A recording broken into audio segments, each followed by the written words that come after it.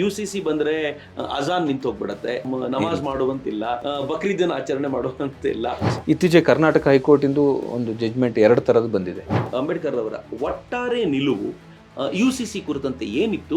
ಕಾಂಗ್ರೆಸ್ಸು ಯಾವತ್ತಾದ್ರೂ U C C ಪರವಾಗಿದ್ದ records ಇದೆಯಾ? ಕಾಂಗ್ರೆಸ್ಸಿಗೂ ಮತ್ತು ಯು ಸಿ ಸಿಗೂ ಇರುವಂತ ವಿರೋಧ, ಇದರ ನಡುವೆ ನಿಮ್ಮ ಅಭಿಪ್ರಾಯ ಏನನ್ಸುತ್ತೆ ನಿಮಗೆ? ಕೋರ್ಟ್ ನಿರ್ಣಯ ಈಗ ಹೇಗೆ ತಗೊಳ್ತಿದೆ ಆಕ್ಚುಲಿ, ಬಿಕಾಸ್ ಒಂದು ಡೈವರ್ಸ್ ನ ವಿಚಾರ ಬಂತು. ಇನ್ನು ಹಿಂದೂಗಳಲ್ಲಿ ಡಿವೋರ್ಸ್ ಅನ್ನೋದೇ ಇರಲಿಲ್ಲ, ಕೋರ್ಟ್ ಅದಕ್ಕೋಸ್ಕರ ರಿಕ್ವೆಸ್ಟ್ ಮಾಡ್ತಾ ಇದೆ. ಸೊ ಕೋರ್ಟ್ಗಳಿಗೆ ಆ ಪ್ರಾಕ್ಟಿಕಲ್ ವಿಚ್ಛೇದಿತ ಮುಸ್ಲಿಂ ಮಹಿಳೆಗೆ ಮೇಂಟೆನೆನ್ಸ್ ಕೊಡಬೇಕಾ, ಅದೇ ಹೆಣ್ಣಿನ ಕಡೆಯಿಂದ ಡಿವೋರ್ಸ್ ಆಗೋದಾದ್ರೆ ಆವಾಗ ಮುಸ್ಲಿಂ ಮ್ಯಾರೇಜ್ ಡಿಸಲ್ಯೂಷನ್ ಆಕ್ಟ್ ಅಂತಿದೆ, ಅದರ ಪ್ರಕಾರ ಮಾನದಂಡ ಹೇಳಿದ್ದಾರೆ, ಯಾವಾಗ ಯಾವಾಗ ಕೇಳಬಹುದು.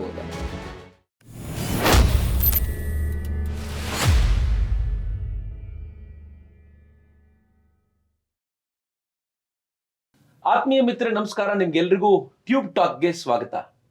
ನಾನು ಯಾವಾಗಲೂ ತುಂಬಾ ವಿಶೇಷವಾಗಿರುವಂತ ಮತ್ತು ಚರ್ಚೆಯಲ್ಲಿರುವಂತ ಸಂಗತಿಯನ್ನೇ ನಿಮ್ಮ ಎದುರಿಗೆ ತರ್ತೀನಿ. ಇವತ್ತು ಕೂಡ ಒಂದು ವಿಶೇಷವಾಗಿರುವಂತ ಚರ್ಚೆ ಯೂನಿಫಾರ್ಮ್ ಸಿವಿಲ್ ಕೋಡ್, ಏಕರೂಪ ನಾಗರಿಕ ಸಂಹಿತೆ ಅಂದ್ರೆ ಏನು, ಬೇಕಾ, ಈಗಲೇ ಬೇಕಿತ್ತಾ, ಅಥವಾ ಇಷ್ಟು ದಿನಗಳ ಕಾಲ ಇದನ್ನ ಯಾಕೆ ಮಾಡಲಿಲ್ಲ, ಯು ಸಿ ಸಿ ಅಂದ್ರೆ ಏನು, ಅದರ ಹಿನ್ನೆಲೆ ಏನು, ಇದರಿಂದ ನಮ್ಮ ಮೀಸಲಾತಿಗೆ ಧಕ್ಕೆ ಬರುತ್ತಾ, ಇದರಿಂದ ಧರ್ಮಗಳ ತಾಕಲಾಟ ನಡೆಯುತ್ತಾ, ಒಂದು ಧರ್ಮದ ಆಚರಣೆಗಳನ್ನ ಮತ್ತೊಂದು ಧರ್ಮದ ಮೇಲೆ ಹೇರಲಾಗುತ್ತಾ, ಎಷ್ಟೊಂದು ಪ್ರಶ್ನೆಗಳು ಯು ಸಿ ಸಿಗೆ ಸಂಬಂಧಪಟ್ಟಂತೆ ಇವೆ.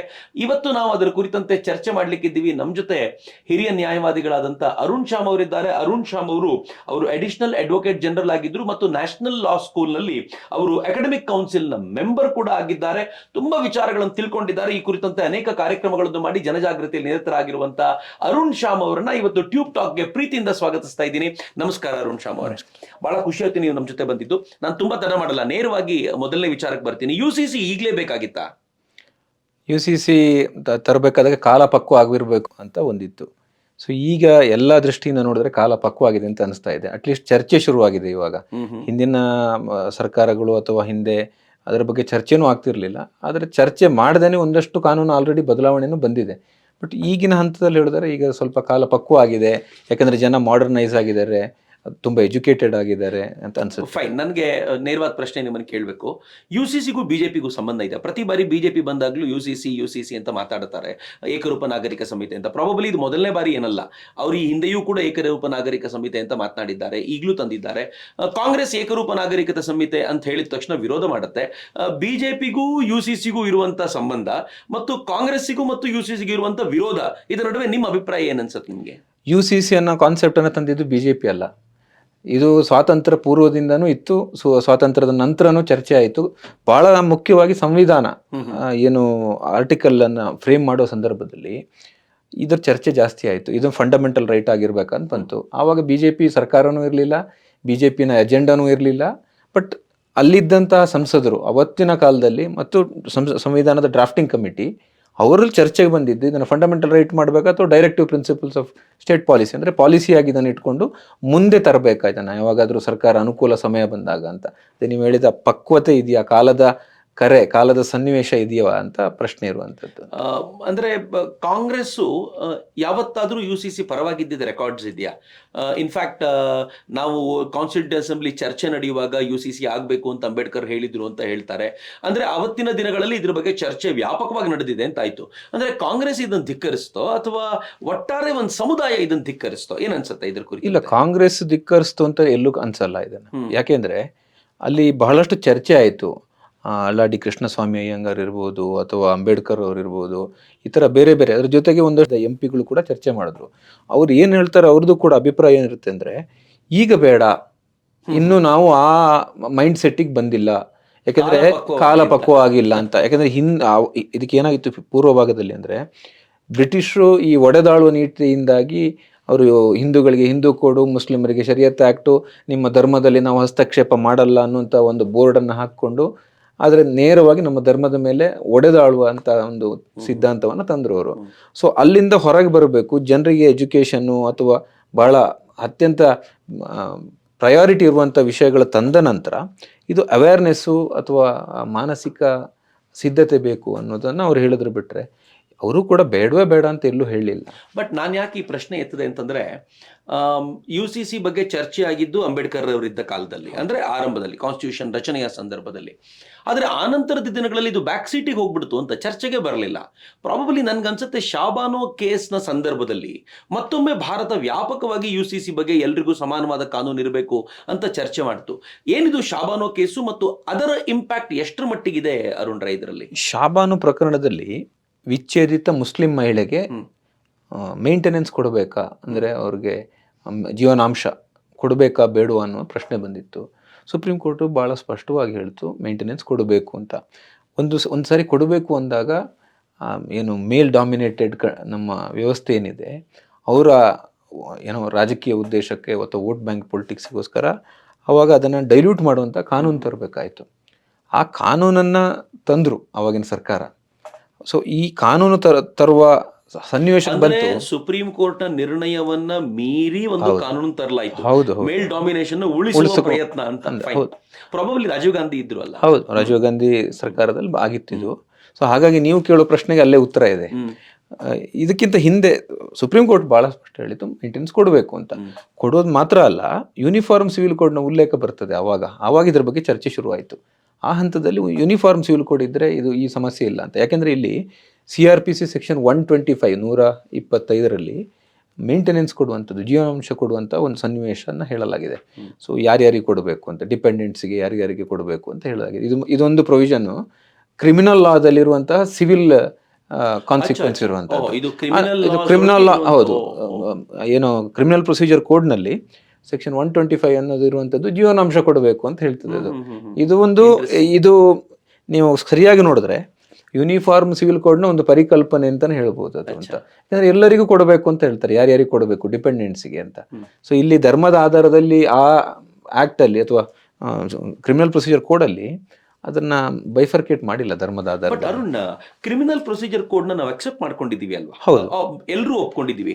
ಎಲ್ಲರೂ ಒಪ್ಕೊಂಡಿದ್ಮೇಲೆ ಅದರ ಒಂದು ಕಾನೂನನ್ನು ಮಾತ್ರ ಹೆಂಗ್ ಸೆಪರೇಟ್ ಮಾಡ್ಲಿಕ್ಕಾಗತ್ತೆ? ಪರ್ಸನಲ್ ಲಾ ಅಂತ ಹೇಗೆ ಸೆಪರೇಟ್ ಮಾಡ್ಲಿಕ್ಕಾಗತ್ತೆ? ಅದಕ್ಕೋಸ್ಕರನೇ ಆ ಆಕ್ಟ್ ಅನ್ನ ತಂದಿರೋದು. ತಂದು ಅದರಲ್ಲಿ ಅವರು ಸ್ವಲ್ಪ ಮಾರ್ಪಾಡುಗಳನ್ನ ಮಾಡ್ತಾರೆ. ಸರ್ಕಾರ, ಹೌದು, ಅದಕ್ಕೋಸ್ಕರ ಈ ಸ್ಪೆಷಲ್ ಕಾನೂನನ್ನ ತಂದು ಇದು ಈ ಧರ್ಮದ ಆಧಾರದಲ್ಲಿ ಎಕ್ಸೆಂಪ್ಷನ್ ಅನ್ನ ಕೊಡುವ ತರ ಒಂದು ವ್ಯವಸ್ಥೆಯನ್ನ ಮಾಡಿಕೊಟ್ರು. ಬಿಕಾಸ್ ಫಂಡಮೆಂಟಲ್ ಇದು ಇರಬಹುದು. ಅದು ಒಟ್ಟಿನಲ್ಲಿ ಒತ್ತಡ ಅವಾಗಿನ ಸರ್ಕಾರದ ಮೇಲೆ ಪ್ರೆಷರ್ ಬಂತು. ಅವ್ರಿಗೆ ಮಾಡಲೇಬೇಕಾದಂತ ಅನಿವಾರ್ಯ ಪಾಲಿಟಿಕ್ಸ್ ಅಂತ ನೇರವಾಗಿ ಮೇ ಬಿ. ನಾನು ಕೇಳ್ಕೊಳ್ಳೋದು, ಈಗ ಈ ತರದ ಯಾವ್ಯಾವ ಸಮಸ್ಯೆಗಳು ನಮ್ಮ ಕಣ್ಮುಂದೆ ಕಾಣ್ತವೆ?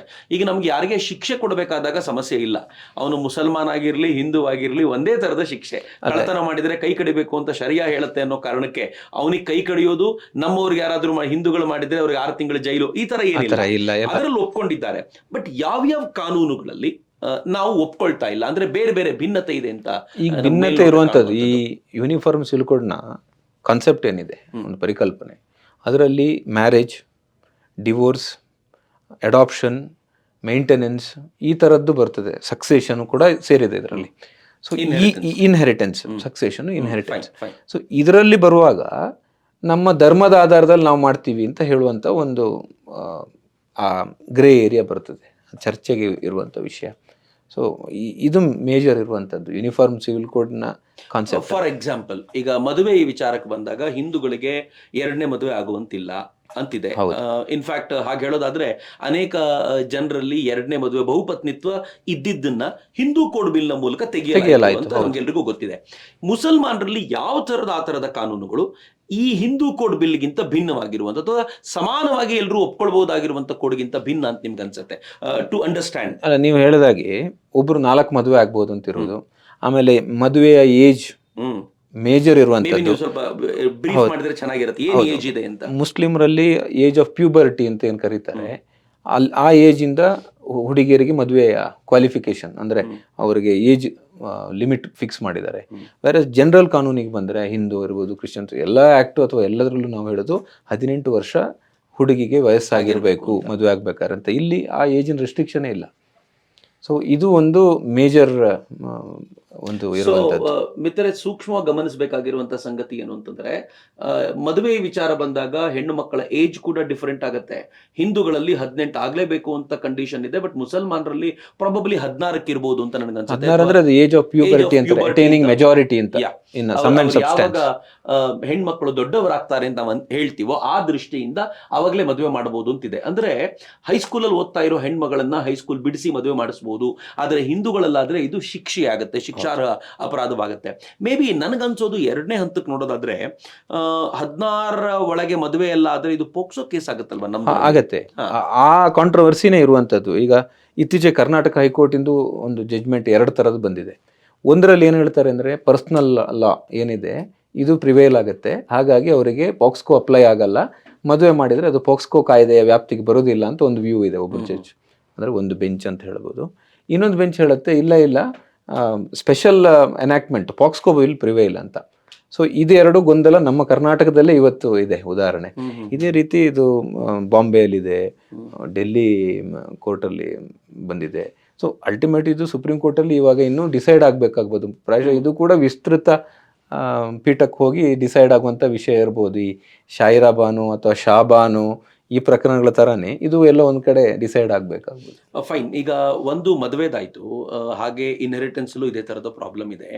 ಹಿಂದೂಗಳ ವಿಚಾರಕ್ಕೆ ಬಂದಾಗ ಏಕರೂಪತೆಯನ್ನು ತರಬಹುದಾದ್ರೆ, ಮುಸಲ್ಮಾನರ ವಿಚಾರಕ್ಕೆ ಬಂದಾಗ ಏಕರೂಪತೆಯನ್ನು ತರಲಿಕ್ಕೆ ಇರಬಹುದಾಗಿರುವಂಥ ತೊಂದರೆಗಳೇನೇನು ಅಂತ ಅನ್ಸುತ್ತೆ ನಿಮಗೆ? ಏಕರೂಪತೆ ತರಬೇಕು ಅಂತ ಅನ್ನೋದಕ್ಕಿಂತಲೂ ಇದು ಸಮಾಜ ಪರಿವರ್ತನೆ ಆದಾಗ ಕಾಲಕ್ಕೆ ತಕ್ಕಂತೆ ಚೇಂಜ್ ಮಾಡುವಂಥದ್ದು. ಈಗ ಉದಾಹರಣೆಗೆ ಹಿಂದೂ ಲಾ ಪ್ರಕಾರ ಇನ್ಹೆರಿಟೆನ್ಸ್ ನಮ್ಮಲ್ಲಿ 2 ಥರ ಇತ್ತು. ಅಳಿಯ ಸಂತಾನ ಇತ್ತು ಅಥವಾ ಇನ್ನೊಂದು ದಯಾಭಾಗ ಅಂತ ಇತ್ತು. ಸೊ ಗಂಡಿನ ಕಡೆಯಿಂದ ಆಸ್ತಿ ತಂದೆಯಿಂದ ಮಗನಿಗೆ, ಮಗನಿಂದ ಮೊಮ್ಮಗನಿಗೆ ಬರುವಂಥದ್ದಿತ್ತು. ಅಥವಾ ಇನ್ನೊಂದು ಅಳಿಯ ಸಂತಾನ, ತಾಯಿಯಿಂದ ಮಗಳಿಗೆ, ಮಗಳಿಂದ ಈ ಥರ ಹೋಗುವಂಥದ್ದು ಇತ್ತು ಅಳಿಯ ಸಂತಾನದಲ್ಲಿ. ಸೊ ಇದೆರಡನ್ನು ಬಿಟ್ಟು ನಾವು ಹಿಂದೂ ಸಕ್ಸೆಷನ್ ಆ್ಯಕ್ಟ್ ಅನ್ನು ಅಡಾಪ್ಟ್ ಮಾಡ್ಕೊಂಡಿದ್ವಿ. ಇದು ಹಿಂದೂ ಆಚರಣೆ, ಹಿಂದೂ ಪದ್ಧತಿ, ಹಿಂದೂ ಸಂಸ್ಕೃತಿಯಲ್ಲಿ ಇತ್ತು. ಇನ್ನು ಹಿಂದೂಗಳಲ್ಲಿ ಡಿವೋರ್ಸ್ ಅನ್ನೋದೇ ಇರಲಿಲ್ಲ. ಆ ಡಿವೋರ್ಸ್ ಕಾನ್ಸೆಪ್ಟ್ ಬಂದು ಇವತ್ತು ಸಿಕ್ಕಾಪಟ್ಟೆ ಡಿವೋರ್ಸ್ಗಳಾಗ್ತಾ ಇದ್ದಾವೆ, ಹೊಸ ಮದುವೆನೂ ಆಗ್ತಾ ಇದೆ, ರೀಮ್ಯಾರೇಜ್ ಪ್ರಶ್ನೆನೂ ಇರಲಿಲ್ಲ, ರೀಮ್ಯಾರೇಜು ಆಗ್ತಾ ಇದೆ.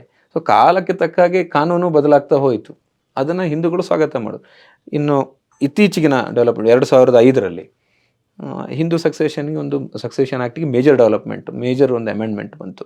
ಅದರಲ್ಲಿ ಈವನ್ ಹುಡುಗಿರಿಗೆ ಅಥವಾ ವುಮನಿಗೆ ಕೂಡ ಆನ್ಸಿಸ್ಟ್ರಲ್ ಪ್ರಾಪರ್ಟಿಯಲ್ಲಿ ಈಕ್ವಲ್ ರೈಟ್ ಅಂತ ಕೊಟ್ಟರು. ಸೊ ಇದನ್ನು ಕೂಡ ಸ್ವಾಗತ ಮಾಡಿದೆ, ಯಾರು ಕೂಡ ಅದಕ್ಕೆ ಒಪೋಸ್ ಮಾಡಲಿಲ್ಲ. ಸೊ ಈ ಥರದಲ್ಲಿ ಇದರಲ್ಲಿ ಇರುವಂಥದ್ದು ಸಾರ ಇಷ್ಟೇ, ಜೆಂಡರ್ ಈಕ್ವಾಲಿಟಿ. ಈಗ ಉದಾಹರಣೆಗೆ ಗಂಡು ಹೆಣ್ಣು ಅಥವಾ LGBTQ ಅವ್ರದ್ದು ಪ್ರಶ್ನೆನೂ ಬರುತ್ತೆ ಇದರಲ್ಲಿ. ಸೊ ಎಲ್ಲರಿಗೂ ಒಂದು ಈಕ್ವಾಲಿಟಿ ಇರುವಂತಹ ಕಾನೂನು, ಎಲ್ಲ ಧರ್ಮಕ್ಕೂ ಒಪ್ಪುವಂಥದ್ದು ಬರಬೇಕು ಅಂತ ಇರುವಂಥದ್ದು ಕಾನ್ಸೆಪ್ಟ್. ಇದು ಎಲ್ಲರಿಗೂ ಒಂದಾಗಬೇಕು ಅಂತ ನಾವು ಹೇಳ್ತಿರ್ತೀವಿ. ಆದರೆ ಎಲ್ಲ ಮೇಜರ್ ಅಪೋಸಿಷನ್ ಇರೋದು ಎಲ್ಲಿ ಅಂತಂದ್ರೆ, ಭಾರತ ಒಂದು ಸಂಸ್ಕೃತಿ ನಮ್ದೇನಿದೆ ಭಿನ್ನವಾಗಿರುವಂಥ ಸಂಸ್ಕೃತಿ. ಕೆಲವರು ಹೇಳ್ತಾರೆ ಕರ್ನಾಟಕ ರಾಜ್ಯದ ಸಂಸ್ಕೃತಿಯೇ ಬೇರೆ ಇದೆ, ತಮಿಳುನಾಡಿನ ಸಂಸ್ಕೃತಿಯೇ ಬೇರೆ ಇದೆ, ನೀವು ಅಸ್ಸಾಂಗೆ ಹೋದ್ರೆ ಅಲ್ಲಿನ ಸಂಸ್ಕೃತಿ ಬೇರೆ ಇದೆ, ಕಾಶ್ಮೀರದ ಜನರ ರೀತಿ ರಿವಾಜುಗಳು ಬೇರೆ. ಒಂದೇ ಕಾನೂನು ಅನ್ನುವಂಥದ್ದು ಒಂದು ಯುಟೋಪಿಯನ್ ಮಾಡೆಲ್ ಅಂತ ಅನ್ಸುತ್ತಾ, ಏನೋ ಒಂದು ಭ್ರಾಮಕ ಕಲ್ಪನೆ ಅಂತ ಅನ್ಸುತ್ತಾ? ಅಂತಂದ್ರೆ ಗಲಾಟೆಯೇ ಜಾಸ್ತಿ ಆಗತ್ತೆ ಅನ್ನುವಂಥ ವಾದಕ್ಕೆ ನಿಮ್ದೇನು ಅಭಿಪ್ರಾಯ? ಅಂದರೆ ಯೂನಿಫಾರ್ಮ್ ಸಿವಿಲ್ ಕೋಡ್ನ ಕಾನ್ಸೆಪ್ಟ್ ಅಥವಾ ಪರಿಕಲ್ಪನೆಯಲ್ಲಿ ಧರ್ಮವನ್ನು ಡಿಸ್ಟರ್ಬ್ ಮಾಡುವಂಥ ಯಾವುದು ಕಾಣಿಸಲ್ಲ. ಈಗ ಉದಾಹರಣೆಗೆ ಎಸೆನ್ಷಿಯಲ್ ರಿಲಿಜಿಯಸ್ ಪ್ರಾಕ್ಟೀಸ್ ಏನಿದೆ ಅದನ್ನು ಯಾವುದನ್ನು ಕೂಡ ನಾವು ಡಿಸ್ಟರ್ಬ್ ಮಾಡುವಂತಹ ಯೋಚನೆ ಅಥವಾ ಕಲ್ಪನೆನೇ ಇದರಲ್ಲಿ ಇಲ್ಲ. ಎಸೆನ್ಷಿಯಲ್ ರಿಲಿಜಿಯಸ್ ಪ್ರಾಕ್ಟೀಸ್ ಏನಪ್ಪ ಅಂದರೆ, ಒಂದು ಧರ್ಮದ ತಳಹದಿಯನ್ನು ನಾವೇನಾದ್ರು ಡಿಸ್ಟರ್ಬ್ ಮಾಡ್ತಿದ್ದೀವ ಅಂತ ಅಂದರೆ, ಆ ತಳಹದಿಯನ್ನು ತೆಗೆದ್ರೆ ಧರ್ಮವೇ ಕುಸಿದು ಹೋಗ್ಬೋದು, ನಶಿಸಿ ಹೋಗ್ಬೋದಾ ಅಂತ ಟೆಸ್ಟ್ ಇರುವಂಥದ್ದು. ಅದು ಶಾಯಿರಾ ಬಾನು, ಶಾಬಾನು, ಅಯೋಧ್ಯ ಎಲ್ಲ ಪ್ರಕರಣದ, ಈ ಶಬರಿಮಲ ಹಿಜಾಬ್ನ ಕೇಸ್ನಲ್ಲೂ ಅದೇ ರೀತಿ, ಹಿಜಾಬ್ ಪ್ರಕರಣದಲ್ಲಿ ಅದೇ, whether it is essential religious practice ಅಂತ ಬಂದಾಗ ದಿಸ್ ಇಸ್ ಅ ಟೆಸ್ಟ್. ಅಂದರೆ ಈ ಆಚರಣೆಯನ್ನು ಬಿಡೋದ್ರಿಂದ, ಈ ಒಂದು ಪದ್ಧತಿಯನ್ನು, ಈ ಒಂದು ಇದನ್ನು ಗಿವ್ ಅಪ್ ಮಾಡೋದ್ರಿಂದ ಆ ಧರ್ಮವೇ ಮುಗಿದು ಹೋಯಿತು, ಧರ್ಮ ವ್ಯಾನಿಷ್ ಆಗುತ್ತೆ ಅನ್ನುವಂಥ ಸಿಚುವೇಶನ್ ಇದೆಯಾ? ಇಲ್ಲ. ಯಾವುದು 4 ಮದುವೆ ಆಗದೆ ಇದ್ದರೆ ಧರ್ಮ ಏನು ಹೋಗಲ್ಲ. ಎಷ್ಟೋ ಜನ ಇವತ್ತಿದ್ದಾರೆ. ಆಮೇಲೆ ಭಾಳ ಇಂಪಾರ್ಟೆಂಟ್ ಏನಂದರೆ, ನಾವೇ ನಮ್ಮ ಬಾಲ್ಯದಲ್ಲೆಲ್ಲ ನೋಡಿದ್ದೀವಿ, ನೀವು ನೋಡಿರ್ಬೋದು, ಸಣ್ಣ ಮಕ್ಕಳಿಗೆ ಮದುವೆ ಮಾಡ್ತಾಯಿದ್ರು. ಚೈಲ್ಡ್ ಮ್ಯಾರೇಜ್ ಆ್ಯಕ್ಟ್ ಪ್ರೊಹಿಬಿಷನ್ ಇದ್ದರೂ ಕೂಡ, because of this exception in the personal law, ಸಣ್ಣ ಸಣ್ಣ ಮಕ್ಕಳಿಗೆ ಮದುವೆ ಮಾಡ್ತಾ ಇದ್ರು. ಅದರಿಂದ ಅವರಿಗೆ ಸೈಕಾಲಜಿಕಲಿ ಅಥವಾ ಅವರ ಹೆಲ್ತ್ಗೆ ಎಲ್ಲದಕ್ಕೂ ಇಂಪ್ಯಾಕ್ಟ್ ಆಗುತ್ತೆ. ಅಷ್ಟು ಸಣ್ಣ ಮಕ್ಕಳಿಗೆ ಮದುವೆ ಅಂದರೆ ಫಿಸಿಕಲಿ ಅವರು ಬೆಳೆದಿರೋದಿಲ್ಲ, ಮೆಂಟಲಿ ಬೆಳೆದಿರೋದಿಲ್ಲ, ಹೋದ ನಂತರ ಮನೆಯಲ್ಲಿ ಅಡ್ಜಸ್ಟ್ ಆಗಲಿಕ್ಕಾಗಲ್ಲ, ಗಂಡನ ಮನೆಯಲ್ಲಿ ಬಾಳೋಕ್ಕಾಗಲ್ಲ. ಇಂಥ ಪರಿಸ್ಥಿತಿಗಳನ್ನಗೋಸ್ಕರ ನಿಲ್ಲಿಸಬೇಕು ಅಂತ ಚೈಲ್ಡ್ ಮ್ಯಾರೇಜ್ ಪ್ರೊಹಿಬಿಷನ್ ಆ್ಯಕ್ಟ್ ಬಂತು. ಬಟ್ ಈ ಎಕ್ಸೆಪ್ಷನಿಂದಾಗಿ ಅದು ಜಾರಿಯಲ್ಲಿ ಇರಲಿಲ್ಲ. ಆದರೆ ಇವತ್ತೇನಾಗಿದೆ ನೋಡಿ, ಈ ಸಮಾಜವನ್ನು ನೀವು ಸ್ವಲ್ಪ ಕೂಲಂಕುಷವಾಗಿ ನೋಡಿದ್ರೆ, ಇವತ್ತು ಮುಸ್ಲಿಂ ಸಮಾಜದ ಹೆಣ್ಣುಮಕ್ಕಳು ಕೂಡ ಸ್ಕೂಲುಗಳಿಗೆ, ಕಾಲೇಜುಗಳಿಗೆ ಹೋಗ್ತಾ ಇದ್ದಾರೆ, ಎಜುಕೇಟೆಡ್ ಆಗ್ತಿದ್ದಾರೆ. ಮದುವೆ ಏಜ್ ಅಲ್ಲಿ ಅಂದರೆ ಕಾಲಕ್ರಮೇಣ ಮುಂದಕ್ಕೆ ಹೋಗಿದೆ. ಇವಾಗ ಯಾರು ಕೂಡ 12, 14, 16 ವರ್ಷಕ್ಕೆ ಮದುವೆ ಮಾಡೋದು ಕಾಣ್ತಾ ಇಲ್ಲ. ಮಕ್ಕಳು ಜಾಸ್ತಿ ಇದ್ದರೂ ಕೂಡ ಮಾಡ್ತಾ ಇಲ್ಲ ಇದನ್ನು. ಅಂದರೆ ಅಟ್ಲೀಸ್ಟು ಆ ಒಂದು ಹೆಜ್ಜೆ ಹತ್ತ ಹೋಗ್ತಾ ಇದ್ವಿ. ಅದಕ್ಕೆ ನೀವು ಕೇಳಿದೆ ಆಗ ಪ್ರಶ್ನೆ, ಕಾಲ ಪಕ್ವ ಆಗಿದೆಯಾ ಅಂತ. ಹೀಗೆ ನೋಡಿದರೆ ನಮಗನ್ಸುತ್ತೆ ಕಾಲ ಪಕ್ವ ಆಗ್ತಿದೆಯೇನೋ ಅಂತ. Okay, then that's fine. ಅಂದ್ರೆ ಬಹುತ್ವವನ್ನು ಉಳಿಸಬಹುದಾಗಿರುವಂತ ಕಾನೂನು ಇದು ಅಂತ ಅನೇಕ ಬಾರಿ ಅಂತ ಅನ್ಸುತ್ತೆ ಅಲ್ಲ.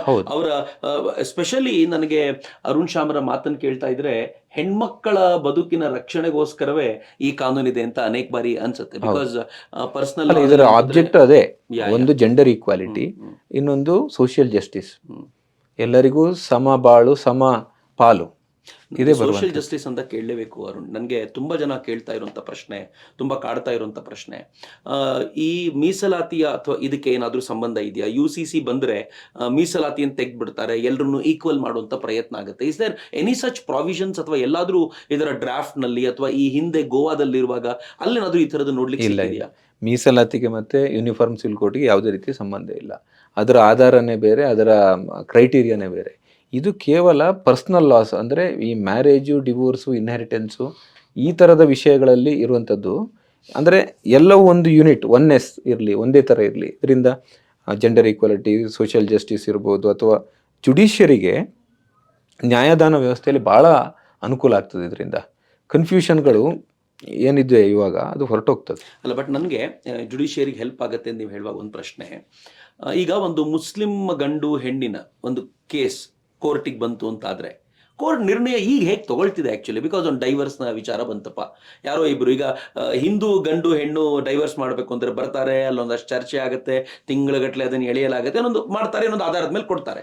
ಮುಸ್ಲಿಂ ಗಂಡು ಹೆಣ್ಣು ಬಂದರೆ ಅವ್ರು ಇಲ್ಲಿಗೆ ಬರ್ತಾರಾ ಅಥವಾ ದೇ ಹ್ಯಾವ್ ದೇರ್ ಓನ್ ಕೋರ್ಟ್ಸಾ? ಇಲ್ಲ, ಅಲ್ಲಿ ಭಾಳ ಇದಿದೆ. ಏನಂದರೆ ಗಂಡು ಕಡೆಯಿಂದ ಡಿವೋರ್ಸ್ ಆದರೆ ತಲಾಕ್ ತಲಾಕ್ ತಲಾಕ್, ಅದು ತಲಾಕ್ ಹಸನ್ ತಲಾಕ್, ಬಿದ್ದತ್ತು ತಲಾಕ್, ಬೇರೆ ಬೇರೆ ತಲಾಕಿನ ವ್ಯವಸ್ಥೆಗಳಿದೆ. ಸರಿ, ಆ ತಲಾಕಿನ ವ್ಯವಸ್ಥೆಗಳಿಂದ ಅದು ಆಗ್ಬಿಡ್ತದೆ ಅಲ್ಲಿ.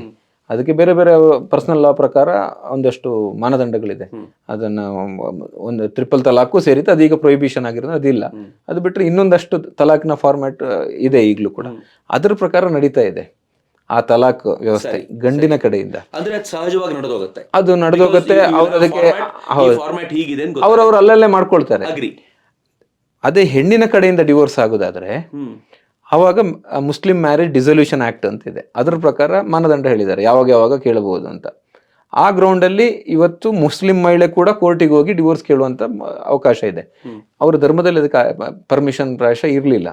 ನನಗೆ ತಿಳ್ಕೊಂಡ ಹಾಗೆ, ನನ್ನ ಲಿಮಿಟೆಡ್ ಅಂಡರ್ಸ್ಟ್ಯಾಂಡಿಂಗ್ ಪ್ರಕಾರ ಡೈವೋರ್ಸಿಗೆ ಹೆಣ್ಣು ಕೇಳುವಂತ ಸಂದರ್ಭ ಇಲ್ಲ, ಯಾಕಂದ್ರೆ ಪುರುಷ ಪ್ರಧಾನವಾಗಿತ್ತು ಹಿಂದಿನ ಕಾಲದ್ದು. ಅದು ಯಾರನ್ನು ಅದರಲ್ಲಿ ದೂಷಿಸುವಂಥದ್ದೇನಿಲ್ಲ. ಬಟ್ ಅದು ನಡ್ಕೊಂಡು ಬಂದ ವ್ಯವಸ್ಥೆ ಆಗಿತ್ತು. ಬಟ್ ಡಿಸೊಲ್ಯೂಷನ್ ಆ್ಯಕ್ಟ್ ಬಂದ ಮೇಲೆ ಅವರು ಕೂಡ ಡಿವೋರ್ಸನ್ನು ಕೇಳ್ಬೋದು, ಅವರು ಕೂಡ ಮೇಂಟೆನೆನ್ಸನ್ನು ಕೇಳ್ಬೋದು. ಇದು ಕೂಡ ಅಷ್ಟು ಪರಿವರ್ತನೆ ಆಗಿದೆ ಇವತ್ತು ಸಮಾಜದಲ್ಲಿ. But all India Muslim personal law board ಎಲ್ಲಿ ಬರುತ್ತೆ ಇಲ್ಲಿ ಹಾಗಿದ್ರೆ? ಬಿಕಾಸ್ ಎಲ್ಲವನ್ನು ನೀವು ಹ್ಯಾಂಡಲ್ ಮಾಡ್ಬೋದಾದ್ರೆ what is their role and why they are fighting? ಇವತ್ತು ಹೆಚ್ಚು ದೊಡ್ಡ ಮಟ್ಟದಲ್ಲಿ ಈಗ ಸಾಮಾನ್ಯ ಜನ ನನ್ಗನ್ಸೋದು ಮುಸಲ್ಮಾನರಿಗೆ ಒಂದು ಭಯ ಇದೆ. ಏನಂತಂದ್ರೆ UCC ಬಂದ್ರೆ ಅಜಾನ್ ನಿಂತು ಹೋಗ್ಬಿಡತ್ತೆ, UCC ಬಂದ್ರೆ ನಾವು ನಮಾಜ್ ಮಾಡುವಂತಿಲ್ಲ, UCC ಬಂದ್ರೆ ನಾವು ಬಕ್ರೀದನ್ನ ಆಚರಣೆ ಮಾಡುವಂತಿಲ್ಲ, ಈ ತರದೆಲ್ಲ ಕಲ್ಪನೆಗಳಿದೆಯಲ್ಲ, ಈ ಕಲ್ಪನೆಗಳನ್ನ ಯಾರೋ ಹುಟ್ಟಾಕ್ತಿದ್ದಾರೆ. ಅದರ್ವೈಸ್ UCCಯ ಕಲ್ಪನೆಯ ಪ್ರಕಾರ ಮದುವೆ ವಿಚಾರಕ್ಕೆ, ಆನಂತರ ಇನ್ಹೆರಿಟೆನ್ಸ್ ವಿಚಾರಕ್ಕೆ, ಈ ವಿಚಾರಕ್ಕೆ ಅಂತ ಆಗ್ಬಿಟ್ರೆ 99% ಮುಸ್ಲಿಂ ಸುಮ್ಮನಾಗ್ಬಿಡ್ತಾರೆ. ಆದ್ರೆ 10% ಮುಸ್ಲಿಮ್ಸ್ ಅಥವಾ 1% ಮುಸ್ಲಿಮ್ಸ್ ಈ all India Muslim personal law board ಈ ತರದವರಿಗೆ ಒಂದ್ ಸ್ವಲ್ಪ ತಮ್ಮ ಅಧಿಕಾರ ಕಳೆದೋಗುತ್ತೆ ಅನ್ನೋ ಭಯ ಅಂತ ತುಂಬಾ ಕಡೆ ಕೇಳಿದ್ದೀನಿ. ಅವ್ರ ಅಧಿಕಾರದ ವ್ಯಾಪ್ತಿ ಏನು? ಕೋರ್ಟ್ ಮತ್ತು ಇವರ ನಡುವಿನ ತಾಕಲಾಟಗಳಿದ್ರೆ ಏನದು? ಇಲ್ಲ, ಅವಳು ಅಂದರೆ ಮುಸ್ಲಿಂ ಪರ್ಸನಲ್ ಲಾ ಬೋರ್ಡ್ ಏನಿದೆ, ಪದೇ ಪದೇ ಇಂಥ ಸಂದರ್ಭದಲ್ಲಿ ಅವರು ಒಂದು ಅಜೆಂಡಾ ಇಟ್ಕೊಂಡು ಬರುವಂಥದ್ದು ಇದ್ದೇ ಇದೆ. ಎಲ್ಲ ವಿಷಯದಲ್ಲೂ ಬಂದಿದ್ದಾರೆ, ಅಯೋಧ್ಯೆ ವಿಷಯದಲ್ಲಿ ಬಂದಿದ್ದಾರೆ, ಬೇರೆ ಬೇರೆ ವಿಷಯದಲ್ಲಿ ಬಂದಿದ್ದಾರೆ. ಅವರು ಏನಂದ್ರೆ ಒಂದು ಆ ಸಮುದಾಯದ ಒಂದು ಅಭಿಪ್ರಾಯನ ಹೇಳ್ತೀವಿ ಅಂತ ಹೇಳ್ತಾರೆ. ಬಟ್ ಅದು ಇಡೀ ಸಮುದಾಯದ ಅಭಿಪ್ರಾಯ ಅಂತ ಹೇಳಲಿಕ್ಕೆ ಬರಲ್ಲ ಎಷ್ಟೋ ಸತಿ ಅಂತ. ಅದರ ಹೊರತಾಗಿ ಕೂಡ ಅದನ್ನ ಮೀರಿ ಕೂಡ ಕೋರ್ಟ್ ತೀರ್ಮಾನ ಕೊಡ್ತದೆ. ಅದೇನು ಸುಪ್ರೀಂ ಬಾಡಿನೂ ಅಲ್ಲ, ಏನೂ ಅಲ್ಲ. ಸೊ ಅವರು ಒತ್ತಡ ಹೇರ್ಬೋದು ಸ್ವಲ್ಪ, ಈ ಥರದಲ್ಲಿ ಒಂದು ಅಜೆಂಡಾ ಇದೆ ನಮ್ಮದು ಅಥವಾ ನಮ್ಮ ಇದಿದೆ ಅಂತ. ಈಗ ಅಷ್ಟಕ್ಕೂ ಯೂನಿಫಾರ್ಮ್ ಸಿವಿಲ್ ಕೋಡ್ನ ಆರಂಭಿಕ ಹಂತದಲ್ಲಿ ಇದ್ದೇವೆ ನಾವು. ಇವತ್ತು ಚರ್ಚೆಗೆ ನಾನು ಹೇಳೋದು, ಮುಸ್ಲಿಂ ಲಾ ಪರ್ಸನಲ್ ಬೋರ್ಡ್ ಏನಿದೆ ಅವರು ಕೂಡ ಕೊಡಲಿ ಸಜೆಷನ್ ಅಂತ. ಅವರು ಸಜೆಷನ್ ಕೊಡಲಿ, ಯಾವ ರೀತಿ ಅವರ ಧರ್ಮದಲ್ಲಿ ಸುಧಾರಣೆಗಳನ್ನು ತರ್ಬೋದು ಅಂತ ಕೊಡಲಿ. ಅಷ್ಟಾದ್ರೂ ಮುಂದಕ್ಕೆ ಬರಲಿ, ಒಂದು ಹೆಜ್ಜೆ ಮುಂದಕ್ಕೆ ಬರಲಿ ಅಂತ ನಾನು ಹೇಳಿ. ಅಂದ್ರೆ ಅವರು ಸಜೆಷನ್ ಕೊಡೋ ಹಂತಕ್ಕಾದ್ರೆ ಸರಿ. ಅಂದ್ರೆ ಈಗ ಸಜೆಷನ್ ಹಂತದಲ್ಲೇ ಇದೆ. ಈಗ ಇದು ಇವತ್ತಿಂದ ನಾಳೆಗೆ ಇಂಪ್ಲಿಮೆಂಟ್ ಆಗಿಬಿಡುತ್ತೆ ಅಂತೇನಿಲ್ಲ. ಲಾ ಕಮಿಷನ್ ರಿಪೋರ್ಟ್ ಮಾಡಬೇಕು, ಈಗ ರೆಡಿ ಮಾಡಿ ಕೊಡಬೇಕು. ಅದ್ರ ಮೇಲೆ ಡ್ರಾಫ್ಟ್ ಆಗಬೇಕು, ಡ್ರಾಫ್ಟ್ ಮೇಲೆ ಮತ್ತೆ ಚರ್ಚೆ ಆಗಬೇಕು. ಅದನ್ನು ಮತ್ತೆ ಬಿಡ್ತಾರೆ, ಈ ಡ್ರಾಫ್ಟ್ ಈ ಥರ ಮಾಡಿದ್ದೀವಿ, ನಿಮ್ಮ ಅಭಿಪ್ರಾಯ ಅಂತ ಕೇಳ್ಬೋದು. ಕೇಳಿ ಎಲ್ಲ ಆದಮೇಲೆ ಒಂದು ಸಮಗ್ರವಾದ ವರದಿ ಹೋಗಬೇಕು. ಅದು ಪಾರ್ಲಿಮೆಂಟಲ್ಲಿ ಚರ್ಚೆ ಆಗಬೇಕು. ಇದು ಯಾವುದೋ ಬೀದಿಲಿ ಚರ್ಚೆ ಆದರೆ ಅದು ಲಾ ಆಗೋದಿಲ್ಲ ಅಲ್ವಾ? ಹಾಗಾಗಿ ಬಟ್ ಈಗ ಇದು ನೇರವಾಗಿ ಕೇಂದ್ರ ಸರ್ಕಾರದ್ದೇ ಆಲೋಚನೆಯ ಅಥವಾ ಕೋರ್ಟ್ಗಳು ಇದಕ್ಕೆ ತಾಕೀತ್ ಮಾಡಿವಿಯಾ ಹಿಂಗ್ ಮಾಡಿ ಅಂತ? ಯಾಕೆ ಏಕಾಏಕಿ ಇಷ್ಟು ಸ್ಪೀಡ್ ತಗೊಳ್ತಿದ್ವು ಅಂತ? ಇಲ್ಲ, ಕೋರ್ಟ್ಗಳು ಹೇಳ್ತಾನೆ ಬಂದಿದೆ. ಶಾಬಾನು ಪ್ರಕರಣದಿಂದ ಇಲ್ಲಿ ತನಕನೂ ಪದೇ ಪದೇ ಬೇರೆ ಬೇರೆ ಸನ್ನಿವೇಶದಲ್ಲಿ ಹೇಳ್ತಾ ಬಂದಿದೆ, ಏನು ದಯವಿಟ್ಟು ಇದನ್ನು ಮಾಡಿ ಅಂತ, ರಿಕ್ವೆಸ್ಟಿಂಗ್. ಯಾಕೆಂದರೆ ಡೈರೆಕ್ಟಿವ್ ಪ್ರಿನ್ಸಿಪಲ್ ಇದ್ದಿದ್ದರಿಂದ ಕೋರ್ಟ್ಗಳು ಡೈರೆಕ್ಷನ್ ಕೊಡಲಿಕ್ಕೆ ಅವಕಾಶ ಇಲ್ಲ ಕಾನೂನಿನಲ್ಲಿ. ಕೋರ್ಟ್ ಅದಕ್ಕೋಸ್ಕರ ರಿಕ್ವೆಸ್ಟ್ ಮಾಡ್ತಾ ಇದೆ, ಸರ್ಕಾರ ದಯವಿಟ್ಟು ಇದನ್ನು ಗಮನಿಸಿ ಮಾಡಿ, ಒಂದು ತನ್ನಿ, ಎಷ್ಟಿದೆ ಇದೆಲ್ಲ ಜಂಬಲ್ ಆಗಿದೆ, ಒನ್ನೆಸ್ ಬರಲಿ ಅಂತ ಕೋರ್ಟ್ಗಳು ಕೇಳ್ತಾ ಇದ್ದಾವೆ, ರಿಕ್ವೆಸ್ಟ್ ಮಾಡ್ತಿದ್ದಾವೆ. ಸೊ ಕೋರ್ಟ್ಗಳಿಗೆ ಆ ಪ್ರಾಕ್ಟಿಕಲ್ ಅನುಭವ ಅಥವಾ ಆ ಪ್ರಾಬ್ಲಮಿಂದ ರಿಕ್ವೆಸ್ಟ್ ಮಾಡ್ತಾ ಇದ್ದಾರೆ, ನೀವು ಇದನ್ನು ತನ್ನಿ ಅಂತ. ಬಟ್ ಆ್ಯಕ್ಚುಲಿ ನಮ್ಮದು ಡೈರೆಕ್ಟಿವ್ ಪ್ರಿನ್ಸಿಪಲ್ಸ್ ಅಂತ ಹೇಳೋದಾದರೆ ಇದ್ರ ಮೇಲೆ ಹೆಚ್ಚಿನ ಅಧಿಕಾರ ರಾಜ್ಯದ್ದೇ ಇರುತ್ತೆ ಅಲ್ವಾ? ರಾಜ್ಯಗಳು ಇದನ್ನು ಬೇಡ ಅಂತ ಹೇಳ್ಬೋದು, ರಾಜ್ಯಗಳು ಇದನ್ನು ಹೀಗೆ ಮಾಡಿ ಅಂತ ಸಜೆಷನ್ ಕೊಡ್ಬೋದು. ಹಾಗೆ ರಾಜ್ಯಗಳಿಗೆ ಅಧಿಕಾರ ಜಾಸ್ತಿ ಇದ್ದಾಗ there will not be conflicts.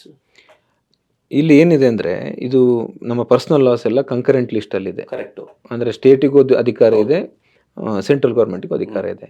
So ಕಾನೂನನ್ನು ಈಗ ಹಿಂದೂ ಸಕ್ಸೆಷನ್ ಆ್ಯಕ್ಟ್ ಇರ್ಬೋದು ಅಥವಾ ಬೇರೆ ನೀವು ಡಿವೋರ್ಸ್ ಆ್ಯಕ್ಟ್ ಇರ್ಬೋದು, ಅದರಲ್ಲೆಲ್ಲ ಕೂಡ ಸ್ಟೇಟ್ಗಳು ಮಧ್ಯೆ ಮಧ್ಯೆ ಅಮೆಂಡ್ಮೆಂಟ್ಗಳನ್ನು ಮಾಡಿದ್ದಾವೆ. ಕೆಲವೊಂದು ಟಿಂಕರಿಂಗ್ ಅಂತ ಏನು ಹೇಳ್ತೀವಿ, ಸೆಂಟ್ರಲ್ ಲೆಜಿಸ್ಲೇಷನ್ ಆದರೂ ಕೂಡ ಸ್ಟೇಟ್ ಅಮೆಂಡ್ಮೆಂಟ್ಗಳು ಮಾಡಿದ್ದಾವೆ. ಸೊ ಸ್ಟೇಟು ಕೂಡ ಅಮೆಂಡ್ಮೆಂಟ್ಗಳನ್ನು ಮಾಡಿ. ಈಗ ಉದಾಹರಣೆಗೆ ಯೂನಿಫಾರ್ಮ್ ಸಿವಿಲ್ ಕೋಡ್ ಬಗ್ಗೆ ಕೆಲವೊಂದು ರಾಜ್ಯಗಳಲ್ಲಿ ಆಲ್ರೆಡಿ ಕಮಿಟಿಗಳನ್ನು ಮಾಡಿ, ಎಕ್ಸ್ಪರ್ಟ್ ಕಮಿಟಿ ಕೊಟ್ಟಿದ್ದಾರೆ, ಇದನ್ನು ಎಕ್ಸಾಮಿನ್ ಮಾಡಿ ನಮ್ಮ ಸ್ಟೇಟಲ್ಲಿ ಯೂನಿಫಾರ್ಮ್ ಸಿವಿಲ್ ಕೋಡ್ ತರ್ಬೋದಾ, ಯಾವ ಥರದಲ್ಲಿ ತರ್ಬೋದು ಅಂತ ರಿಪೋರ್ಟ್ ಕೊಡಿ ಅಂತ ಕಮಿಟಿಗಳನ್ನು ಮಾಡಿದ್ದಾರೆ. ಅಂದರೆ ಅವ್ರಿಗೆ ಪವರ್ ಇದೆ. ಉತ್ತರಾಖಂಡದಲ್ಲಿ ಮಾಡಿದ್ದಾರೆ, ಆಮೇಲೆ ಉತ್ತರ ಪ್ರದೇಶದಲ್ಲೂ ಮಾಡಿರಬೇಕು, ಅಸ್ಸಾಮಲ್ಲಿ ಮಾಡಿರಬೇಕು. ಈ ಥರ ನಾವು ಕೇಳ್ತಾ ಇದ್ವಿ, ಬೇರೆ ಬೇರೆ ಕಡೆ ಮಾಡಿದ್ದಾರೆ ಅಂತ. ಅಂದರೆ ಪವರ್ ಅಂತೂ ಇದೆ ರಾಜ್ಯಗಳಲ್ಲಿ ಮಾಡೋ ಕಂಕರೆಂಟ್ ಲಿಸ್ಟ್ ಇರೋದ್ರಿಂದ. ಸೊ ಹಾಗೆ ಮಾಡಿದ್ದಾರೆ. ಬಟ್ ಹೀಗಿರುವಾಗ UCC central government, UCC Karnataka government ಅಂತ ಪ್ರತ್ಯೇಕ ಆಗೋ ಚಾನ್ಸಸ್ ಇದೆಯಾ? ಹಾಗೇನಾದರೂ ಮಾಡ್ಬೋದಾ? ಇವರು ಇದಕ್ಕಿಂತ ಸ್ವಲ್ಪ ಬದಲಾವಣೆಗಳನ್ನು ನಾವು ತಂದಿಟ್ಕೊಳ್ತೀವಿ ಅಂತ ವೋಟ್ ಬ್ಯಾಂಕಿಗೋಸ್ಕರ ನಾವು UCC ನಾವು ತಂದಿದ್ದೀವಿ, ಆದರೆ ಅವ್ರು ಹೇಳಿರುವಂಥ ಎಲ್ಲದನ್ನೂ ಒಪ್ಕೊಳ್ಳಲ್ಲ, ಕೆಲವೊಂದು ನಾವು ಚೇಂಜ್ ಮಾಡ್ತೀವಿ. ಚಾನ್ಸಸ್ ಇದೆಯಾ? ಚಾನ್ಸಸ್ ಅಂದರೆ ಬದಲಾವಣೆ ಈಗ ತಂದರೆ ಅದನ್ನ ಸಹಜವಾಗಿ ರಾಜಕೀಯವಾಗಿ ಅದನ್ನ ಬಳಸ್ಕೊಳ್ಳೋ ಪ್ರಯತ್ನ ಮಾಡ್ಬೋದು, ಅದನ್ನ ಟಿಂಕರಿಂಗ್ ಮಾಡುವಂತ ಕೆಲಸಗಳು ಮಾಡ್ಬೋದು. ಅವಾಗ ಅದು ಕೋರ್ಟ್ಗಳಲ್ಲಿ ಹೋಗಿ ಕೋರ್ಟ್ ಕೊನೆಗೆ ಡಿಸೈಡ್ ಮಾಡ್ಬೇಕಾಗ್ಬೋದು. ಅದು ಈಗಿನ ಹಂತದಲ್ಲಿ ಪ್ರಿಮೆಚ್ಯೂರ್, ಯಾಕಂದ್ರೆ ಎರಡು ಕಡೆ ಇದೆ ಅದು.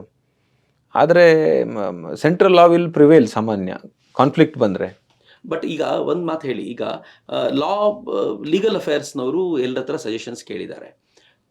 ಇದನ್ನು ಸಜೆಷನ್ಸ್ ಆಗಿ ಕೇಳೋ ಬದಲು ಯಾವುದಾದ್ರೂ ಒಂದು ರಾಜ್ಯ ಯಾವ ಥರದ ಒಂದು UCC ತಂದಿದೆಯೋ ಆ ಲಾನೇ ಮುಂದಿಟ್ಟು ನೀವು ಏನನ್ನು ಬಯಸ್ತಾ ಇದ್ದೀರಾ, ಏನನ್ನು ಚೇಂಜ್ ಮಾಡ್ಬೋದು ಅಂತ ಕೇಳೋದು, ವಾಸ್ ಇಟ್ ನಾಟ್ ಬೆಟರ್? ಅಲ್ಲ, ಅದನ್ನೇ ಕೇಳ್ತಾ ಇರೋದು. ಈಗ ಅಭಿಪ್ರಾಯಕ್ಕೆ ಸಂಗ್ರಹ ಆಗ್ತಾ ಇದೆ ಅಂತ ನೀವು ಹೇಳ್ತೀರ. ರಾಜ್ಯ ಯಾವ್ದಾದ್ರು ಒಂದು ರಾಜ್ಯ, ಉದಾಹರಣೆಗೆ ಉತ್ತರಾಖಂಡ್ ತರ್ತಿದೆ, ಪ್ರಾಬಬಲಿ ಅದರ ಡ್ರಾಫ್ಟ್ ಬಂದಿರಬೇಕು, ಈಗ ಬ್ಲೂ ಪ್ರಿಂಟ್ ಬಂದಿರಬೇಕು ಅದರದ್ದು. ಆ ಥರದ್ದು ಯಾವುದನ್ನಾದ್ರೂ ಮುಂದಿಟ್ಟು ಇದು ಒಂದು ರಾಜ್ಯದ್ದು, ಇದರಲ್ಲಿ ಏನು ಬದಲಾವಣೆ ತರಬಹುದು ಅಂತ, ಆವಾಗ ಬಹುಶಃ ಸಮಾಜಕ್ಕೂ ಸುಲಭ ಆಗ್ತಿತ್ತು ಏನು ಇದಿರುತ್ತೆ ಅಂತ. ಈಗ ಹಿಂದೂಗಳಲ್ಲಿ ಸಾಮಾನ್ಯವಾದ ಮನೋಭಾವನೆ ಏನಿದೆ ಅಂತಂದ್ರೆ, ಇನ್ನು ಮುಂದೆ UCC ಮೇಲೆ ಎಲ್ಲರೂ ಸಮಾನ ಆಗ್ಬಿಡ್ತಾರೆ ಅಂತ. It is not the case. ಇದು ಬರೀ ಪರ್ಸನಲ್ ಲಾ ನಲ್ಲಿ ಮಾತ್ರ ಎಲ್ಲರೂ ಈಕ್ವಲ್ ಆಗುವಂತ ಒಂದು ಕಾನೂನನ್ನ UCC ಬರೋದ್ರಿಂದ ಯಾರು ಮೇಲು ಯಾರು ಕೀಳು ಅಥವಾ ಸಮಾಜದಲ್ಲಿ ಏನೋ ಭಾರಿ ದೊಡ್ಡ ಪರಿವರ್ತನೆ ಆಯಿತು ಅಂತ ಆ ಥರ ಅನ್ಕೊಳ್ವಲ್ಲ. ಅಂದರೆ ಒಂದು ಸಮುದಾಯಕ್ಕೆ ಅನ್ಯಾಯ ಆಯಿತು, ಅಥವಾ ಇನ್ನೊಂದು ಸಮುದಾಯನ ಎತ್ತಿ ಇದೊಂದು ಕಟ್ಟಿದ್ರು. ಭ್ರಾಮಕ ಕಲ್ಪನೆ ಎರಡೂ ದಿಕ್ಕಲ್ಲಿದೆ ಅಂತ ಎರಡು ದಿಕ್ಕಲ್ಲಿ ಇದೆ ಅಂತ. ಇದು ಒಂದು ಕಲ್ಪನೆ ಒಂದಾಗಿದ್ರೆ ಒಳ್ಳೇದು ಅಂತ. ಅಂದ್ರೆ ಇದೊಂದು ಅಭಿವೃದ್ಧಿ ಅತ್ತ ಅಥವಾ ಇದೊಂದು ಸಾಮಾಜಿಕ ಪರಿವರ್ತನೆ ಅತ್ತ ಒಂದು ಹೆಜ್ಜೆ ಅಂತ. ಫೈನ್. ನಂದು ಇನ್ನೊಂದು ಪ್ರಶ್ನೆ ಏನು ಅಂತಂದ್ರೆ, ಅಂಬೇಡ್ಕರ್ ಅವರ ಒಟ್ಟಾರೆ ನಿಲುವು UCC ಕುರಿತಂತೆ ಏನಿತ್ತು, ಹೇಗಿತ್ತು, ಅವರ ಮನೋಗತ ಏನಿತ್ತು?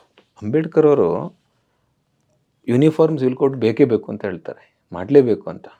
ಅದಕ್ಕೋಸ್ಕರನೇ ಅದು ಇವತ್ತು ಡೈರೆಕ್ಟಿವ್ ಪ್ರಿನ್ಸಿಪಲ್. ಅಂದರೆ ಸಮಯ ಬಂದಾಗ ಕಾಲಕ್ಕೆ ನೀವು ಅದನ್ನು ಮಾರ್ಪಾಡು ಮಾಡ್ತಾ ಯು ಅಚೀವ್ ದಿಸ್ ಗೋಲ್ ಅಂತ ಹೇಳಿದ್ದಾರೆ. ಡೈರೆಕ್ಟಿವ್ ಪ್ರಿನ್ಸಿಪಲ್ ಸ್ಟೇಟ್ ಪಾಲಿಸಿಯಿಂದ ನೀವು ಇದನ್ನು ಪಾಲಿಸಿಯಾಗಿ ಇಟ್ಕೊಂಡು ಇದು ಈ ನಿಟ್ಟಿನಲ್ಲಿ ಮಾಡಿ ಅನ್ನೋ ಒಂದು ದಿಕ್ಕು ತೋರಿಸ್ದಾಗೆ ಅದು. ಸೊ ಅಂಬೇಡ್ಕರ್ ಅವರದ್ದು ಫಂಡಮೆಂಟಲ್ ರೈಟ್ ಮಾಡಲಿಕ್ಕೆ ಈ ಸಮಯ ಅಂದರೆ ನಾವು ಹೇರುವಂಥದ್ದು ಸ್ವಲ್ಪ ಕಷ್ಟ, ಈ ಸಮಯ ಅಷ್ಟು ಪಕ್ವ ಆಗಿಲ್ಲ ಅನ್ನೋದಂತ ಎಕ್ಸ್ಪ್ರೆಸ್ ಮಾಡ್ತಾರೆ. ಬಟ್ ಅಂಬೇಡ್ಕರ್ ಅವರು ಇದನ್ನು ಹೇಳ್ತಾರೆ, ಏನಂದರೆ ನಾವು transfer of property act, criminal loss, ಆಮೇಲೆ ಬೇರೆ ಬೇರೆ ಒಂದು ಕಾನ್ಸ್ಟಿಟ್ಯೂಷನ್ ಕೂಡ ಒಂದೇ ಆಗಿದೆ ಎಲ್ಲರಿಗೂ ಒಪ್ಪುವಂಥದ್ದು. ಸೊ ಇದಲ್ಲದೇ ಭಾಳಷ್ಟು ಕಾನೂನು ಒಂದೇ ಇದೆ. ಕಾಂಟ್ರಾಕ್ಟ್ ಆ್ಯಕ್ಟ್ ಒಂದೇ ಇದೆ, ಸ್ಪೆಸಿಫಿಕ್ ಪರ್ಫಾರ್ಮೆನ್ಸ್ ಆ್ಯಕ್ಟ್ ಒಂದೇ ಇದೆ. ಯಾರು ಕೂಡ ನನ್ನ ಧರ್ಮ ಬೇರೆ, ನಾನು ಆ ಆ್ಯಕ್ಟ್ ಫಾಲೋ ಮಾಡಲ್ಲ ಅಂತ ಯಾರಿಗೂ ಎಕ್ಸೆಪ್ಷನ್ ಇಲ್ಲ. ಇದೆಲ್ಲವೂ ಬಂದಿದೆ ಅಂತಲೇ ಅಂಬೇಡ್ಕರ್ ಉಲ್ಲೇಖ ಮಾಡಿ ಹೇಳ್ತಾರೆ. ಈ ನಿಟ್ಟಿನಲ್ಲೇ ತರಬೇಕು, ಇದು ಮುಂದೆ ಆಗ್ಬೋದು, ಆಗ್ತದೆ ಅನ್ನೋ ವಿಶ್ವಾಸದಲ್ಲೇ ಹೇಳ್ತಾರೆ ಅವರು. ಅಂದ್ರೆ ಅಂಬೇಡ್ಕರ್ ಮೂಲ ಉದ್ದೇಶವೂ ಕೂಡ ಹೌದು, ಅದು ಯೂನಿಫಾರ್ಮ್ ಸಿವಿಲ್ ಕೋಡ್ ಇರಬೇಕು ಅನ್ನೋದೇ, ಎಲ್ರಿಗೂ ಒಂದು ಸಮಾನವಾಗಿರುವಂತ ಚಿಂತನೆ ಬರಬೇಕು ಅಂತ. ಆಮೇಲೆ ಮೂಲಭೂತವಾಗಿ ನೋಡಿದ್ರೆ ಹಿಂದೆ ಎಲ್ಲರೂ ಈ ದೇಶದಲ್ಲಿ ಇದ್ದಿದ್ದು ಒಂದೇ ಒಂದು ನಂಬಿಕೆ, ಪರಂಪರೆ, ಸಿದ್ಧಾಂತ. ಅಂದರೆ ಕನ್ವರ್ಷನ್ನು ಅಥವಾ ಧರ್ಮದಲ್ಲಿ ಬದಲಾವಣೆ ಬಂದಿದ್ದರಿಂದ ಕನ್ಫ್ಯೂಷನ್ಗಳಾದವು ಅಂತ. ಯಾವುದನ್ನು ಫಾಲೋ ಮಾಡಬೇಕು, ಅದು ಯಾವುದೋ ಬೇರೆ ದೇಶದಲ್ಲಿ ಉದಯವಾದಂಥ ಧರ್ಮದ ಸಿದ್ಧಾಂತನ ಇಲ್ಲಿ ಫಾಲೋ ಮಾಡೋದಾ ಅಥವಾ ಇಲ್ಲಿ ಇರೋದನ್ನೇ ಮಾಡೋದು. ಭಾಳಷ್ಟು ಜನ ಇಲ್ಲಿದನ್ನೇ ಫಾಲೋ ಮಾಡೋದು. ಇವತ್ತಿಗೂ ಕೇರಳದಲ್ಲಿ ಅಥವಾ ಕಾಶ್ಮೀರದಲ್ಲಿ ಇವತ್ತಿಗೂ ಏನು ಸನಾತನ ಪದ್ಧತಿ ಇದೆ ಅದನ್ನೇ ಫಾಲೋ ಮಾಡ್ತಿದ್ದಾರೆ ಅವರು. ಕಾಲಕ್ರಮೇಣ ಒಂದು ಧರ್ಮ ಬದಲಾಗಿರ್ಬೋದು. ಕಾಶ್ಮೀರದ ಮದುವೆಯ ವಿಚಾರಗಳು ಮತ್ತು ಕರ್ನಾಟಕದ ಮದುವೆ ವಿಚಾರಗಳು ಪೂರ್ಣ ಭಿನ್ನವಾಗಿದೆ ಅಂತ. ಅಂದ್ರೆ ಮುಸಲ್ಮಾನರಲ್ಲಿ ಏಕರೂಪತೆ ಇಲ್ಲದೆ ಇರುವಂತ ಅನೇಕ ಇದೆ. UCCಯನ್ನ ಬುಡಕಟ್ಟು ಜನಾಂಗದವರಿಗೆ ಅಪ್ಲೈ ಮಾಡಬಾರ್ದು ಅಂತ ಈಗಾಗಲೇ ಕೆಲವರು ಶುರು ಮಾಡಿದ್ದಾರೆ.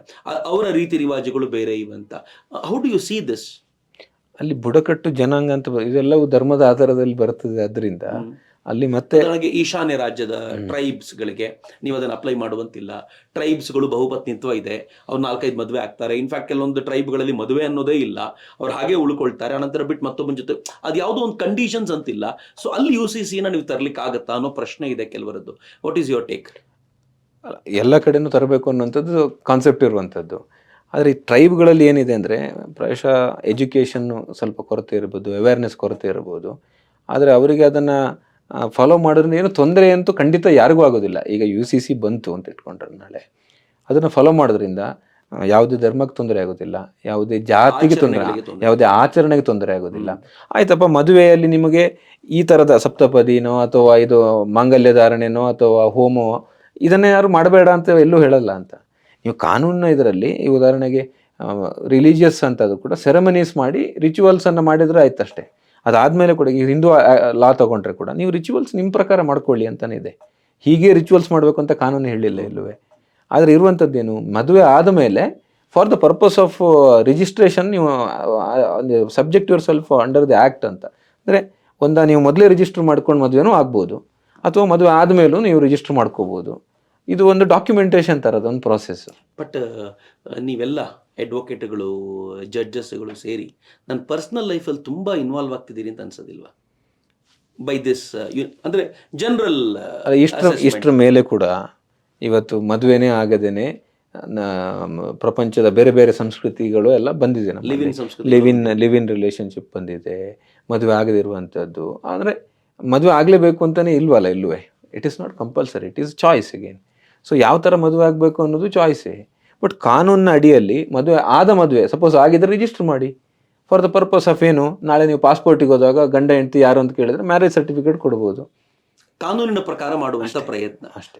So simple. ಇದು ಇದಕ್ಕಿಂತ ಅಷ್ಟೇ ವಿಸ್ತಾರವಾದ ಹೋಗ್ಬೇಕಾಗೂ ಇಲ್ಲ ಅಂತ ಆಗಿರುವಂತ ಸಂಗತಿ. ಈಗ ಮದುವೆ ವಿಷಯ ತಗೊಂಡ್ರೆ ಅವ್ರ ಧರ್ಮದ ಪ್ರಕಾರ ಅವ್ರವ್ರು ಹಾಕೊಳ್ಳಿ. ಆದ ಮದುವೆಯನ್ನ ಒಂದು ರಿಜಿಸ್ಟ್ರೇಷನ್, ಒಂದು ಫಾರ್ಮ್ ಮಾಡ್ಕೊಂಡು ಅದಕ್ಕೊಂದು ಸರ್ಟಿಫಿಕೇಟ್ ಇಟ್ಕೊಂಡು ಅದನ್ನು ರಿಜಿಸ್ಟರ್ಡ್ ಅಧಿಕೃತವಾಗಿದೆ. ಈ ನೆಲದ ಹೌದು. ಕಾನೂನುಗಳಿಗೆ ತಕ್ಕಂತೆ ಗೌರವಿಸುವಂತ ಒಂದು ಪ್ರಯತ್ನ ಹೌದು. ಆಗ್ಬೇಕು. ಆಮೇಲೆ ಪರ್ಸನಲ್ ಲಾ ಪ್ರಕಾರ ಅವರಿಗೆ ಅದು ಸಾಲ್ವ್ ಆಗದೇ ಇದ್ದಾಗ ಒಂದು ಕೋಡಿಫೈಡ್ ಲಾ ಅಂತ ಅಥವಾ ಒಂದು ಸ್ಪೆಸಿಫಿಕ್ ಪ್ರೊವಿಷನ್ ಅಂತ ಇದ್ದರೆ ಅದರ ಪ್ರಕಾರ ಕೋರ್ಟ್ಗೆ ಹೋಗ್ಬೋದು. ಕೋರ್ಟ್ಗೆ ಅವಾಗ ಸುಲಭದಲ್ಲಿ ಅದನ್ನು ಇತ್ಯರ್ಥ ಮಾಡ್ಬೋದು. ಇಲ್ಲಾಂದ್ರೆ ಕೋರ್ಟಿಗೆ ಹೋಗಿ ಅದನ್ನು ಇತ್ಯರ್ಥ ಮಾಡೋದು ಕಷ್ಟ ಕಾನೂನಿನ ಆಬ್ಸೆನ್ಸ್ ಇದ್ದಾಗ. ಅಂದ್ರೆ ಫೈನಲ್ ನೀವು ಹೇಳಬೇಕಾಗಿರೋದು ಏನು ಅಂತಂದ್ರೆ UCC ಇಂದ ಯಾವ ಮತಗಳಿಗೂ ಅಥವಾ ಧರ್ಮಗಳಿಗೂ ಧಕ್ಕೆ ಅಲ್ಲ, ಇನ್ಫ್ಯಾಕ್ಟ್ ಅವರಿಗೆ ಲಾಭವೇ ಜಾಸ್ತಿ ಅಂತ, ವಿಶೇಷವಾಗಿ ಹೆಣ್ಣು ಮಕ್ಕಳಿಗೆ ಇದರ ಲಾಭ ಜಾಸ್ತಿ ಅಂತ. ಹೌದು, ಖಂಡಿತ. ಹೆಣ್ಣು ಮಕ್ಕಳಿಗೆ ಸಮಾನತೆ ಬರ್ತದೆ ಮತ್ತು ಅವರ ರೈಟ್ ಅನ್ನ ಮತ್ತು ಅವರ ಸ್ಟೇಟಸ್ ಹೆಚ್ಚಾಗ್ತದೆ ಇದರಿಂದ ಅಂತ. ಮಿತ್ರ ಕೇಳಿದ್ರಲ್ಲ, UCC ಅನ್ನೋದು ಏನೋ ಜಗತ್ತನ್ನು ಬದಲಾಯಿಸ್ಬಿಡುವಂತ ಏನೋ ಭಾರಿ ದೊಡ್ಡ ಸಂಗತಿಯನ್ನಲ್ಲ ಮಿತ್ರರೇ. ಹಿಂದೂಗಳು ಅನ್ಕೊಂಡಿದ್ದಾರೆ UCC ಬಂದ ತಕ್ಷಣ ಈ ರಾಷ್ಟ್ರದಲ್ಲಿ ಎಲ್ಲವೂ ಒಂದೇ ಆಗ್ಬಿಡುತ್ತೆ ಅಂತ. ಮುಸಲ್ಮಾನ್ ಅನ್ಕೊಂಡ್ಬಿಟ್ಟಿದ್ದಾರೆ UCC ಬಂದ ತಕ್ಷಣ ಹಿಂದೂಗಳ ಎಲ್ಲ ಕಾನೂನುಗಳು ನಮ್ಮ ತಲೆ ಮೇಲೆ ಹಾಕ್ಬಿಡ್ತಾರೆ ಅಂತ. Nothing like that. UCC ಅನ್ನೋದು ಬರೀ ಪರ್ಸನಲ್ ಲಾಗೆ ಸಂಬಂಧಪಟ್ಟಿದ್ದು ಮಾತ್ರ. ಅದರಲ್ಲಿ ಮದುವೆ ಇರುತ್ತೆ, ಡೈವರ್ಸ್ನ ಕುರಿತಂತೆ ಕೆಲವು ಸಂಗತಿಗಳಿವೆ, ಇನ್ಹೆರಿಟೆನ್ಸ್ ಪ್ರಾಪರ್ಟಿ ಯಾರಿಗೆ ಹೋಗಬೇಕು ಅನ್ನೋಂಥದ್ದು, ನನ್ನ ಮುಂದಿನ ವಾರಸುದಾರ ಯಾರು ಅನ್ನೋದ್ರ ಕುರಿತಂತೆ ಈ ತರದ ಕೆಲವು ಚರ್ಚೆಗಳ ಮೇಲೆ ಸಮಾನವಾಗಿ ಎಲ್ಲರೂ ಒಂದೇ ಆಗಿರಬೇಕು ಅನ್ನುವಂಥ ಒಂದು ಪುಟ್ಟ ಪ್ರಯತ್ನ UCC ಅಷ್ಟೇ. ಅಫ್ಕೋರ್ಸ್ ಹೇಳಬೇಕಾದ್ರೆ ಪುಟ್ಟದ್ದು ಅಂತ, ಆದರೆ ಈ ಮತಗಳ ತಾಕಲಾಟ ಇರೋ ಜಾಗದಲ್ಲಿ ಈ ಪುಟ್ಟದ್ದೇ ಬಹಳ ದೊಡ್ಡದಾಗ್ಬಿಡುತ್ತೆ. ಎಲ್ಲಕ್ಕಿಂತಲೂ ವಿಶೇಷವಾಗಿ ಹೆಣ್ಣು ಮಕ್ಕಳಿಗೆ ಮಾತ್ರ UCC ವರದಾನವೇ ಹೌದು. 4 ಮದುವೆ ಆಗುವಂತ ಗಂಡು ಇನ್ ಮುಂದೆ 4 ಆಗುವಂತಿಲ್ಲ. ಕಾನೂನಿನ ಪ್ರಕಾರ 1 ಮಾತ್ರ ಆಗ್ಬೋದು. ಅಂದ್ರೆ ಆ ಹೆಣ್ಣಿಗೆ ಸಿಗ್ಬೋದಾಗಿರೋ ಗೌರವೇ. ಆ ಹೆಣ್ಣಿಗೆ ಡೈವರ್ಸ್ ಆದಾಗ ಯಾವ ತರದ ಕಾನೂನುಗಳಿರಬೇಕು, ಅವಳಿಗೆ ಸಿಗಬೇಕಾಗಿರೋ ಜೀವನಾಂಶ ಎಂತದ್ದು ಅನ್ನೋದನ್ನ UCC ನಿರ್ಧಾರ ಮಾಡ್ಲಿಕ್ಕೆ ಸಾಧ್ಯ ಆಗುತ್ತೆ. ಅಂದ್ರೆ ಇನ್ ಮುಂದೆ ಕೋರ್ಟ್ ನಲ್ಲಿ ಇದ್ರ ಕುರಿತಂತೆ ಚರ್ಚೆ ಆಗ್ಲಿಕ್ಕೆ ಸಾಧ್ಯ ಆಗುತ್ತೆ. ಇದು ಪ್ರಾಫಿಟ್ ಅಲ್ವೇನೋ? ಇದನ್ನ ಯಾಕೆ ವಿರೋಧಿಸ್ತಾರೆ ಅನ್ನೋದು ನನಗೂ ಕೂಡ ಬಹಳ ಅಚ್ಚರಿ ಅನ್ಸುತ್ತೆ. ಬಹುತ್ವದ ಸಂಸ್ಕೃತಿಯನ್ನ ಕಾಪಾಡಬೇಕು ಅನ್ನೋ ನೆಪದಲ್ಲಿ ಹೆಣ್ಮಕ್ಳನ್ನ ಕಾಲ್ ಕೆಳಗೆ ಹೊಸಕಿ ಹಾಕುವಂತ ಈ ಕೆಲವು ಮುಂದುವರಿದವರು, ಪ್ರಗತಿಪರರು ಅಂತ ಅನ್ಕೊಳ್ಳೋರು ಮತ್ತೊಮ್ಮೆ UCC ತೆಗೆದು ಓದಿ ಆ ಹೆಣ್ಮಕ್ಳಿಗೆ ನ್ಯಾಯವನ್ನ ಕೊಡಿಸೋದು ಒಳ್ಳೇದು ಅಂತ ನನ್ಗನ್ಸುತ್ತೆ. UCC ಕುರಿತಂತೆ ವಿಸ್ತಾರವಾಗಿ ತಿಳಿಸ್ಕೊಟ್ಟ ಅರುಣ್ ಶ್ಯಾಮ್ ಅವರಿಗೆ ನಾನು ಎಲ್ಲರ ಪರವಾಗಿ ಪ್ರೀತಿಪೂರ್ವಕವಾಗಿ ಧನ್ಯವಾದಗಳನ್ನು ಸಮರ್ಪಿಸ್ತೀನಿ. ಧನ್ಯವಾದಗಳು ಅರುಣ್. ಮತ್ತೊಮ್ಮೆ ಟ್ಯೂಬ್ ಟಾಕ್ ನಲ್ಲಿ ಭೇಟಿಯಾಗೋಣ. ಅಲ್ಲಿವರೆಗೂ ನಮಸ್ಕಾರ. ವಂದೇ ಮಾತರಂ. ಜೈ ಹಿಂದ್.